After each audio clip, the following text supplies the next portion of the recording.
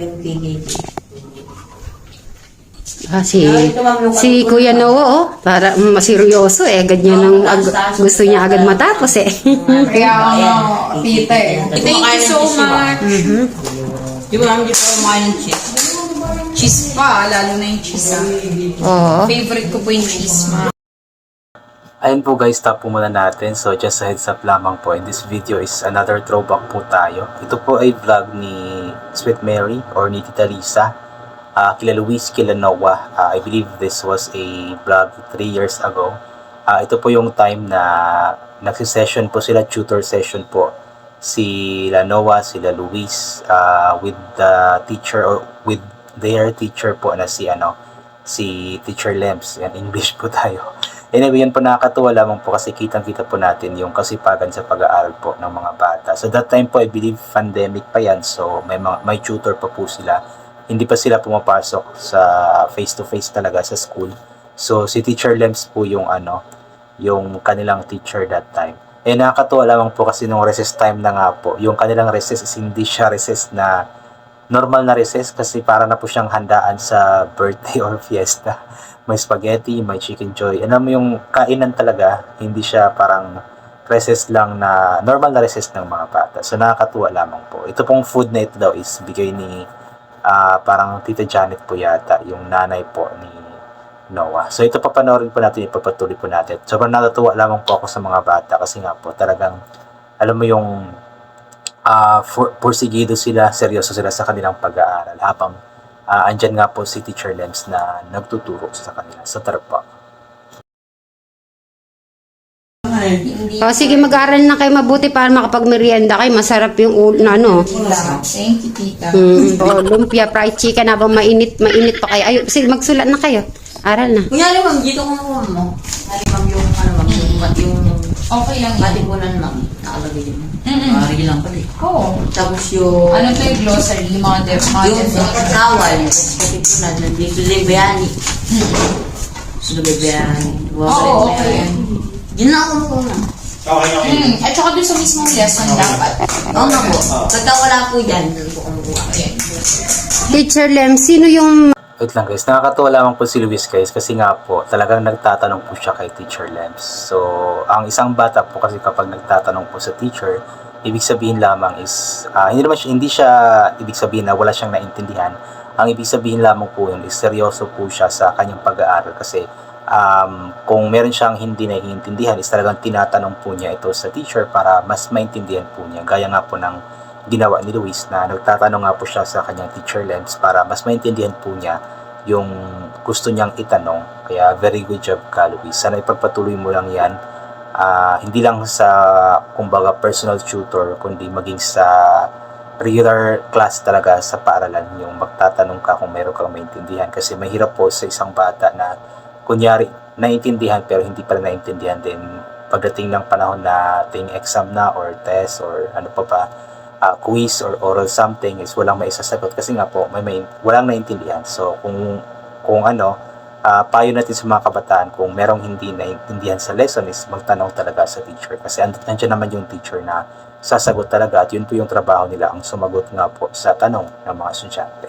So ito po. Masunurin sa alimbawa sa Ay, pag... lahat yan, tita. Okay, wow. Tsaka wala naman silang choice. Hindi pwede hindi sumunod. Tsaka ganyan po natin guys, tinitrain yung mga Techram kids. Yan, dapat po sila, masunurin, obedient sila. Wala namang makulit.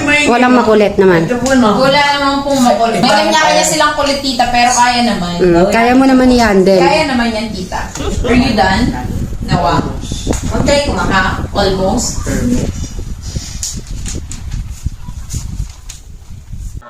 Alam nyo guys, itong si Teacher Lems, isa din po talaga siya sa reason kung bakit nga ba lumaki yung mga bata na kung may katalinuhan, may alam talaga, especially for Luis, for Noah.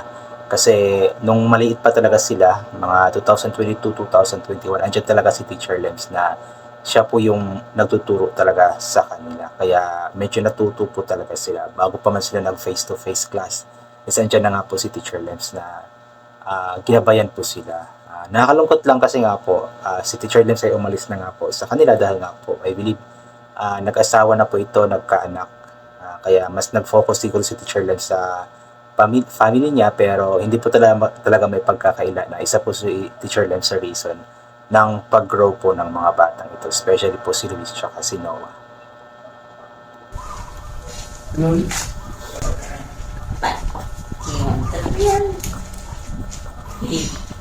Ayan, chinecheck na po ni Teacher Lems ang gawa ni May dila si Kuya Luis.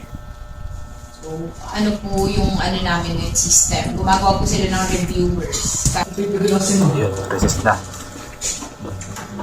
Kuha ka din ng Kuya Alex. Ayun. Thank you so much. Di ba namin dito kumain ng cheese? Cheese pa, lalo. Diba guys, yung recess po nila is hindi siya normal na recess. Para siyang handaan sa birthday or kainan talaga ba. Isang malaking handaan. Nakakatuwa lang in, kumbaga, napakaswerte ng mga batang ito, especially si Luis dahil nga po, napunta siya sa pamilyang Manalastas. So, nakakakain nga po siya ng mga ganyang pagkain during recess before. Ano yung cheese Oo. Favorite ko po yung cheese, ma. Sige, uminom ka ng ano, may gatas ng pampatangkad. Ano nga ba yun? Ay, nakalaw siya ng toro. Ang liit pa ni Noah dyan, pero may napakatangkad na. Sobrang Parang ang tangkad. sarap nyo naman kumain. Nakakaapat na ang chicken. Okay, nakailan chicken ka na, Kuya Noah? Kuya Luis? Hindi na masabi kung nakailan. 4. Narinig ko yun, 4. Teacher Lems, after netong kumain sila, may energy na sila, di ba? At tuloy-tuloy yung pag-aaral nila hanggang alauna. O, sige. Ay, alas 2. Pwede nga Dito nakaharap dito yung ano. Baka sabihin nila, ano ba yan? Kaulaki yung end up mo. Hindi kasi alam naman na 3 yung tinuturuan mo. Kailangan mo talagang 100% energy. At least kung Guys, tanong, ganito kasarap yung spaghetti.